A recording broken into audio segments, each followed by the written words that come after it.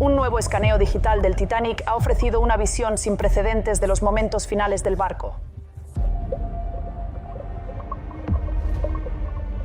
La llave que envió el SOS, para mí, es un objeto histórico, y me gusta la idea de tener cosas que persisten a través del tiempo, que están cuidadosamente curadas, que 500 años a partir de ahora, la gente todavía pueda mirar esa llave. En la oscura y helada noche del 15 de abril de 1912, mientras el Titanic se hundía en el Atlántico, una sala permanecía activa hasta el final.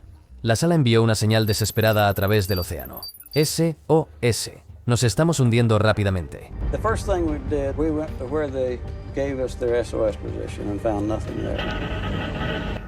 Luego se quedó en silencio. Durante más de 100 años, esa habitación, la sala Marconi, ha descansado en la oscura y helada profundidad del Atlántico. Pero ahora, después de un nuevo escaneo de alta resolución del naufragio, los exploradores afirman algo imposible. Es posible que el mismo dispositivo que envió el primer SOS marítimo del mundo aún esté intacto. Así es como sucedió. La noche de la transmisión final. La noche era tranquila sobre el Atlántico Norte. El mar parecía un espejo bajo el frío cielo de abril. El Titanic avanzaba por el agua a 40,7 km por hora, llevando a más de 2.200 pasajeros hacia Nueva York. Luego, a las 23:40 del 14 de abril de 1912, un profundo ruido de molienda rompió el silencio. El barco había chocado contra un iceberg. El sonido no fue explosivo. Más bien como un largo y pesado raspón que la mayoría de los pasajeros apenas sintieron. Pero dentro del pequeño cuarto de telegrafía inalámbrica Marconi, dos jóvenes entendieron inmediatamente la gravedad de lo que había ocurrido. Sus nombres eran Jack Phillips y Harold Bright, ambos empleados de la compañía de telégrafos inalámbricos Marconi. Su trabajo era manejar todas las comunicaciones del barco, telegramas de pasajeros, actualizaciones meteorológicas y advertencias de navegación. Ahora, esa misma tecnología era la única conexión del Titanic con el mundo exterior. El capitán Edward J. Smith entró apresuradamente en la sala y ordenó enviar una llamada de auxilio. Phillips ajustó la pesada llave de bronce del transmisor y comenzó a teclear. CQD, CQD, SOS. Ven de inmediato. Hemos chocado con un iceberg. Cada serie de puntos y guiones pulsaba en la oscuridad, atravesando estática y distancia a través del helado Atlántico. Las letras CQD significaban ven rápido, peligro, mientras que SOS era la nueva señal universal de desastre. Fue la primera vez en la historia que se utilizó SOS durante una emergencia real en el mar. La sala de radio era pequeña, caliente y olía a polvo quemado. Chispas saltaban a través de la brecha rotatoria del transmisor mientras el sonido de los generadores de la nave zumbaba a través de los mamparos. Cada mensaje drenaba más energía de los motores del Titanic, que ya estaban fallando mientras las cubiertas inferiores comenzaban a inundarse. Aún así, Phillips siguió tecleando. Sus manos temblaban por la vibración y el frío. Bright se encontraba a su lado, escuchando el crujido en sus auriculares. Al otro lado del océano, débiles respuestas llegaban a través del estático. El RMS Frankfurt, el Mount Temple y el Olympic recibieron la llamada de socorro. El Frankfurt estaba a aproximadamente 273 kilómetros de distancia, el Mount Temple estaba a unos 80 kilómetros más lejos, y el Olympic, el barco gemelo del Titanic, estaba a más de 800 kilómetros de distancia. Demasiado lejos para ayudar. Cada operador respondió, tratando de obtener coordenadas, pero la estática era brutal. Los mensajes se desvanecieron, se rompieron o desaparecieron a mitad de la transmisión. Luego, llegó una señal clara del RMS Carpathia, un barco de pasajeros operado por Cunard Line, a unos 93 kilómetros al sureste de la posición del Titanic. Su operador inalámbrico, Harold Cotham, confirmó el mensaje e informó que el Carpathia estaba dando la vuelta, con los motores a toda velocidad, atravesando la noche hacia el barco en peligro. Por un breve momento el alivio brilló en la sala Marconi. Bright intentó bromear, diciendo a Phillips que algún día la gente hablaría de cómo habían hecho historia. Phillips esbozó una sonrisa cansada, pero no dejó de trabajar. El barco se estaba hundiendo más rápido de lo que nadie esperaba. El agua llenó la sala de correo, las salas de calderas y las bodegas de carga delanteras. La cubierta sobre ellos se inclinó y el sonido del pánico se hizo más fuerte mientras los pasajeros se apresuraban hacia los botes salvavidas. El frío invadió la sala de radio mientras el agua de mar inundaba las cubiertas de abajo. El capitán Smith entró de nuevo. Su rostro pálido les dijo que habían cumplido con su deber y les ordenó que se salvaran. Phillips ignoró la orden. Se quedó en su puesto, tecleando mensajes a cualquier barco que pudiera estar escuchando. Bright siguió ayudando, limpiando la condensación de los instrumentos, envolviendo cables y repitiendo posiciones. Cuando el agua comenzó a filtrarse por debajo de la puerta, Bright supo que todo había terminado. Gritó a Phillips que se fuera, pero el operador mayor se negó. Mientras Bright subía hacia la cubierta, miró hacia atrás por última vez. Phillips todavía estaba en el puesto, enviando una última llamada de auxilio. Momentos después, la energía falló. Las luces parpadearon 2 veces, y luego se apagaron. El transmisor Marconi emitió un leve crujido antes de morir por completo. En cubierta, reinaba el caos. La proa del Titanic ya estaba debajo y los botes salvavidas estaban siendo bajados al agua fría y negra. Los pasajeros gritaban. Las oraciones se mezclaban con el sonido del metal desgarrándose. Abajo, la sala de telegrafía quedó en silencio. Horas después, el Carpathia llegó a las coordenadas que Phillips había enviado. Rescataron a más de 700 sobrevivientes de los botes salvavidas, pero el Titanic se había ido, junto con ambos operadores de telegrafía. Décadas después, cuando los exploradores enviaron cámaras al naufragio, encontraron la sala Marconi todavía en pie y en silencio. Dentro de la sala Marconi. La sala Marconi del Titanic era uno de los sistemas de comunicación más avanzados jamás enviados al mar. Estaba justo detrás del puente del barco, cerca de los camarotes del capitán. La sala estaba dividida en 3 secciones pequeñas, pero importantes. La sala de operaciones principal, la sala del transmisor, o sala silenciosa, y la cabina compartida del operador. Juntos, estos espacios formaban el centro de comunicación del barco y su enlace con el mundo exterior. El sistema fue construido e instalado por la compañía Marconi Wireless Telegraph, la misma empresa responsable de la mayoría de los primeros sistemas de radio entre barco y costa. La instalación del Titanic era casi idéntica a la de su barco hermano, el Olympic, pero había sido ligeramente mejorada para alcanzar distancias más largas. El nuevo equipo permitía a los operadores enviar mensajes a más de 640 kilómetros, a veces más en las condiciones adecuadas. En ese momento, esta era tecnología de punta. La sala de operaciones era donde ocurría la mayor parte del trabajo. Era compacta, del tamaño de una pequeña oficina, y estaba llena de madera pulida, interruptores de latón e instrumentos que emitían un suave zumbido cuando estaban encendidos. A un lado se encontraba la llave Marconi, la herramienta principal utilizada para enviar código Morse. Junto a él estaba el receptor, un conjunto de auriculares y diales de sintonización utilizados para captar señales débiles de otros barcos o estaciones terrestres. Encima del banco de trabajo, filas ordenadas de cables de cobre corrían a lo largo del techo, llevando energía eléctrica desde las dinamos del barco. La luz en la habitación provenía de pequeñas lámparas de aceite y bombillas eléctricas, proyectando un cálido resplandor amarillo sobre los accesorios de latón. Detrás de una pequeña puerta estaba la sala silenciosa.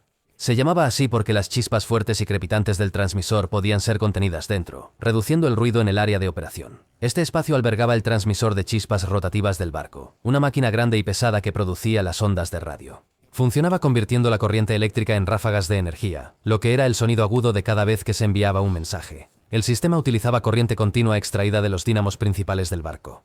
La electricidad primero pasaba por un transformador, que aumentaba su voltaje. Luego se almacenó brevemente en condensadores, versiones tempranas de capacitores, antes de ser liberado a través de una chispa. La descarga creó ondas electromagnéticas que viajaron a través de los cables aéreos del barco montados en lo alto de los mástiles. Cada chispa llevaba una señal en forma de una secuencia de puntos y rayas, que formaban palabras que podían ser leídas por operadores entrenados en otros barcos. Trabajar en la sala Marconi no era un trabajo fácil. El equipo generaba calor y ruido, especialmente cuando el transmisor estaba funcionando a plena potencia. Las chispas a veces saltaban entre las partes metálicas y el olor a ozono llenaba el aire.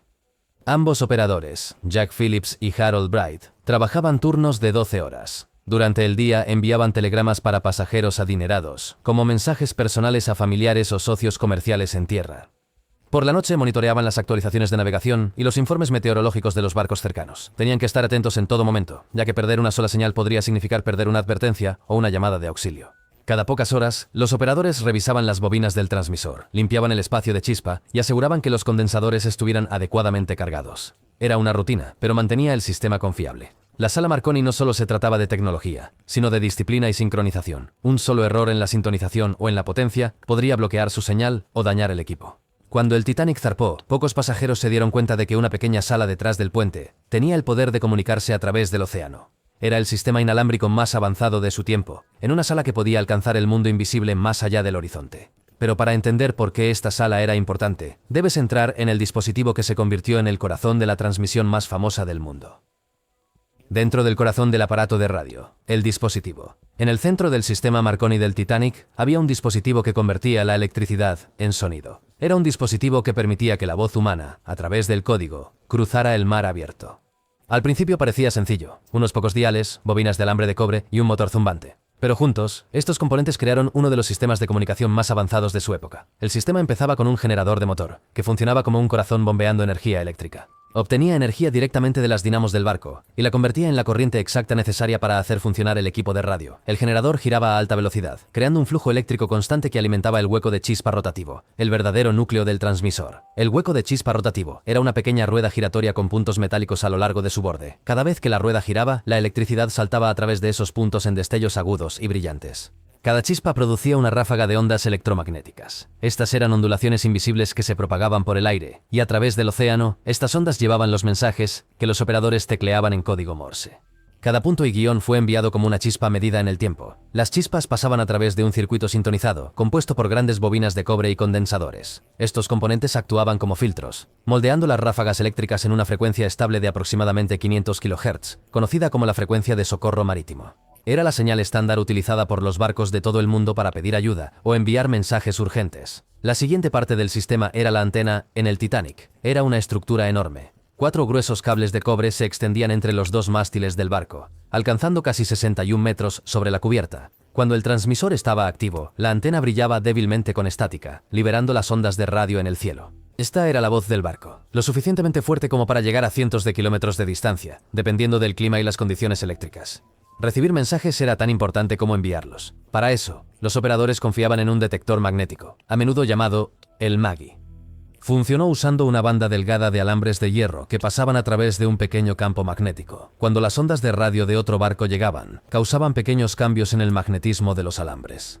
Estos cambios se amplificaron y se convirtieron en débiles sonidos de clic en los auriculares del operador. Era un dispositivo sensible que requería habilidad para sintonizar adecuadamente demasiada corriente, y podría quemarse. Muy poca, y las señales se desvanecerían. Juntos, el transmisor y el receptor formaban un enlace bidireccional entre barcos y estaciones terrestres. Esto fue décadas antes de los satélites, el radar, o incluso teléfonos de larga distancia confiables. En ese momento, esta configuración representaba el punto más alto de la ingeniería inalámbrica. Permitió que los barcos se comunicaran a través de vastas extensiones de mar que antes estaban completamente silenciosas. A pesar de su brillantez, el sistema requería atención constante. La chispa tenía que limpiarse regularmente, las bobinas debían ajustarse y la banda de hierro del detector magnético debía ser reemplazada cada pocas horas. Cada operador que se sentaba frente a ella sabía que estaba manejando tanto precisión como peligro. Las corrientes eran lo suficientemente fuertes como para causar una descarga eléctrica o una quemadura. Sin embargo, a pesar de todo su ruido mecánico y chispas parpadeantes, la máquina transmitía emociones humanas a través del código, ya sea esperanza, miedo o mensajes finales. Cuando el Titanic comenzó a hundirse, este mismo dispositivo envió las señales de socorro que resonaron en todo el Atlántico. Convirtió la energía bruta en un grito de ayuda que se recordaría para siempre, y esa chispa encendió una revolución que cambiaría la comunicación para siempre. En cómo la señal cambió el mundo. Una señal convirtió una tragedia en un punto de inflexión. Cuando los operadores del Titanic enviaron el CQD, SOS, hicieron más que pedir ayuda, forzaron al mundo a escuchar. La transmisión de esa noche expuso cuán vital se había vuelto la comunicación inalámbrica y cuán despreparado estaba el mundo para usarla de manera responsable.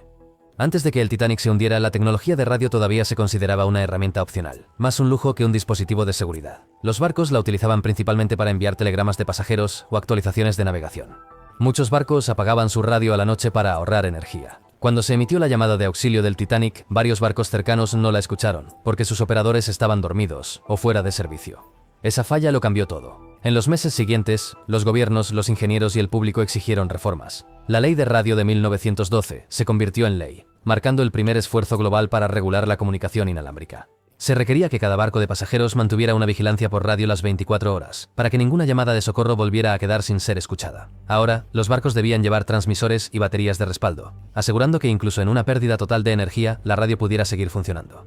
Esta ley también estableció frecuencias designadas, separando las señales de socorro y navegación de los mensajes personales. Fue la base del sistema moderno de comunicación de emergencia y la razón por la cual las llamadas de socorro hoy siguen formatos estrictos como Mayday o Pan Pan.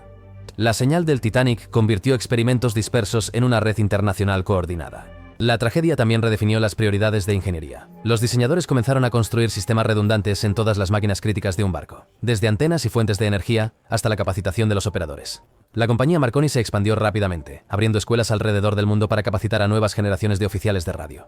Muchos estudiantes dijeron que se sintieron inspirados por la valentía de Jack Phillips y Harold Bright, los dos operadores del Titanic que permanecieron en sus puestos hasta el final. El mundo rápidamente aprendió que la radio ya no era solo una cuestión de conveniencia, sino de supervivencia. Los periódicos publicaron historias sobre cómo la radio había salvado cientos de vidas esa noche, al convocar al Carpathia para rescatar a los sobrevivientes. En pocos años, la palabra Marconi se volvió tan familiar como teléfono o telégrafo. Cada barco importante construido después tenía una sala Marconi instalada como equipo estándar. La influencia de la señal se extendió mucho más allá de la seguridad marítima. Los mismos principios básicos utilizados en el transmisor de chispa del Titanic evolucionaron hacia la radio de onda corta, el radar e incluso la comunicación aeronáutica temprana. Durante ambas guerras mundiales, la comunicación inalámbrica se convirtió en la columna vertebral de la coordinación naval y la estrategia en el campo de batalla. A mediados del siglo XX, las ondas de radio transportaban voces, música y noticias a través de los continentes. Esto fue un legado directo de las chispas que una vez brillaron a bordo del Titanic. La historia también cambió la manera en que las personas pensaban sobre la conexión en sí misma. Antes de 1912, los océanos se sentían como divisiones infranqueables. Después del Titanic, el mundo se dio cuenta de que las olas invisibles podían llevar mensajes humanos a cualquier distancia. Comenzó una nueva era definida por la comunicación instantánea y la expectativa de que nadie, sin importar dónde estuvieran, debería ser inalcanzable. Pero mientras la tecnología se extendía por todo el mundo, el dispositivo original que lo inició todo, el transmisor de Marconi, desapareció. Se hundió con el barco, sepultado en la oscuridad a casi 3.800 metros bajo la superficie. Durante décadas permaneció invisible. Su último mensaje resonando solo en los libros de historia. Sin embargo, el dispositivo físico que lo inició todo, el transmisor mismo, desapareció bajo 3.800 metros de agua helada, despertando uno de los misterios más inquietantes de la exploración del océano profundo. Intentos de encontrar el dispositivo y la controversia. Cuando el oceanógrafo Robert Ballard descubrió los restos del Titanic en 1985, el mundo estaba asombrado. Casi 3/4 partes de un siglo después de que el barco se hundiera, el mito finalmente se había hecho realidad. Entre las vigas torcidas y el casco corroído, las cámaras captaron un leve vistazo de la sala Marconi. Aunque la estructura se había derrumbado parcialmente, su contorno aún era visible detrás de los camarotes de los oficiales, recordando de manera inquietante dónde la última voz del barco una vez habló al mundo. Durante décadas después de ese descubrimiento, el destino del transmisor de Marconi se convirtió en uno de los misterios más debatidos de la arqueología submarina. Algunos expertos creían que el dispositivo se había perdido hace mucho tiempo, aplastado bajo cubiertas colapsadas o disuelto por la corrosión. Otros argumentaron que debido a que la sala estaba ubicada en la sección delantera protegida por varios mamparos, partes clave del dispositivo aún podrían existir. El grueso hierro del casco y el agua fría y pobre en oxígeno del Atlántico podrían haber ralentizado la descomposición lo suficiente como para preservar rastros de su estructura. A principios de la década de los años 2000, los exploradores que usaban vehículos operados a distancia, AirRobs, trajeron de vuelta imágenes más claras.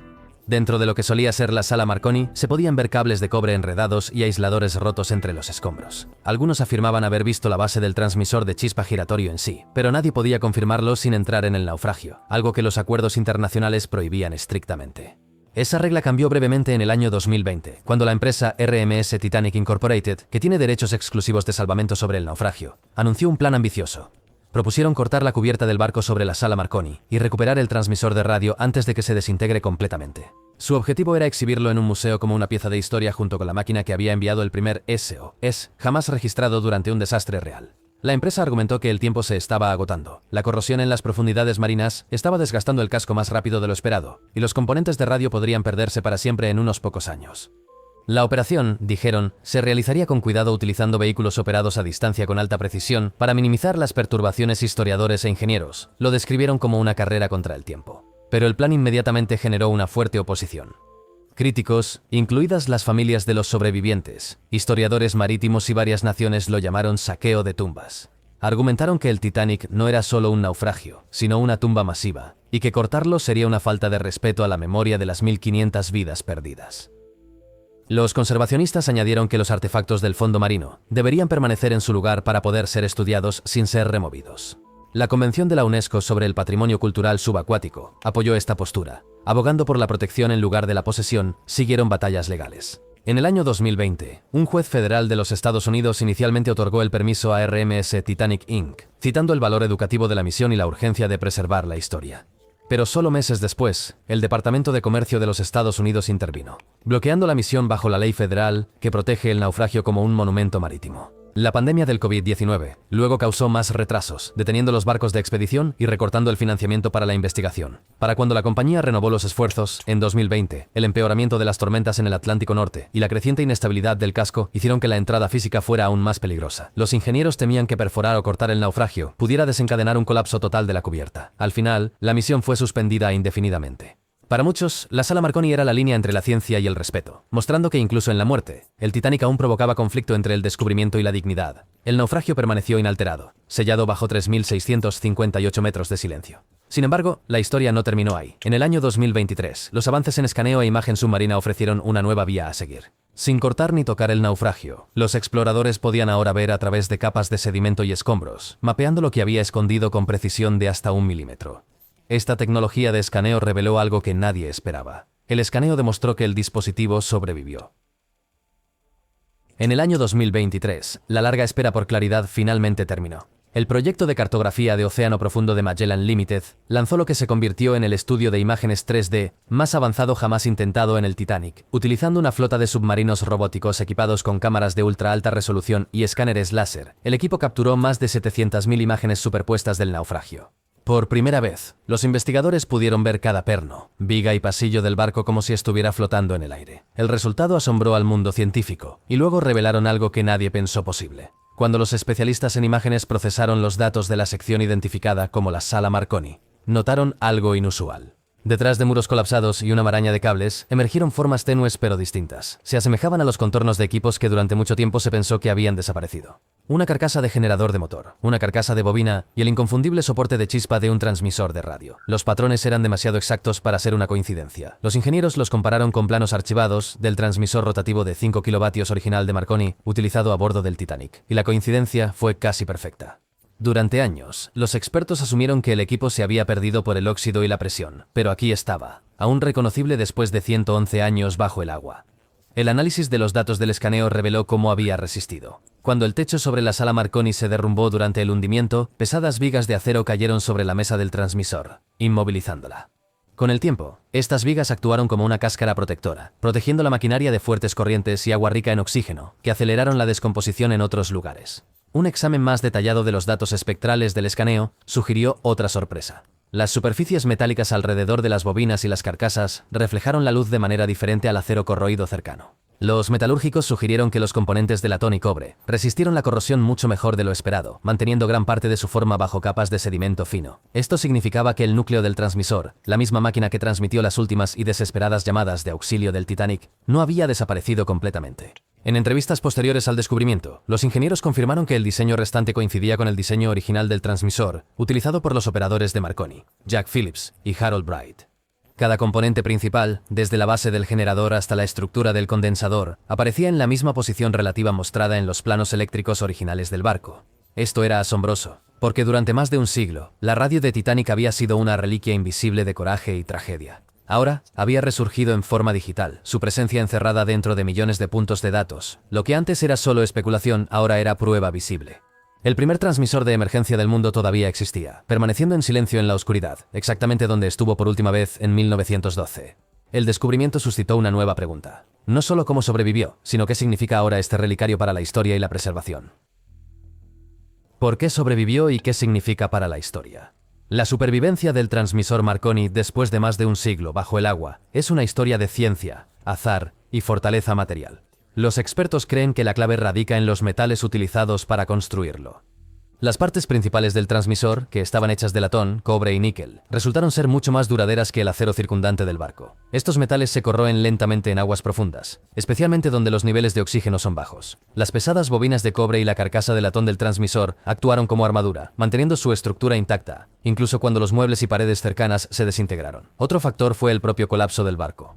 Cuando las cubiertas sobre la Sala Marconi cedieron, crearon una cámara protectora. Las vigas de acero que sepultaron el transmisor también lo sellaron de las fuertes corrientes y organismos carroñeros. A lo largo de los años, capas de sedimento fino se asentaron sobre el naufragio, formando un sello hermético que los científicos llaman un bolsillo anaeróbico. En este entorno con falta de oxígeno, la corrosión disminuye drásticamente. Lo que debería haberse oxidado hace décadas, en cambio, quedó bloqueado en su lugar como una cápsula del tiempo natural, congelada bajo el Atlántico para los investigadores. Las implicaciones son notables. El set de Marconi ahora se puede modelar en 3 dimensiones y restaurar digitalmente usando datos escaneados, permitiendo a los historiadores e ingenieros reconstruirlo virtualmente sin perturbar los restos. Cada perilla, cable y bobina puede ser recreada en detalle completo, ofreciendo un vistazo de cómo se veía y funcionaba en su momento. Este enfoque marca una nueva era en la preservación submarina. Una en la que la tecnología reemplaza la recuperación, y la historia puede ser estudiada sin intrusión.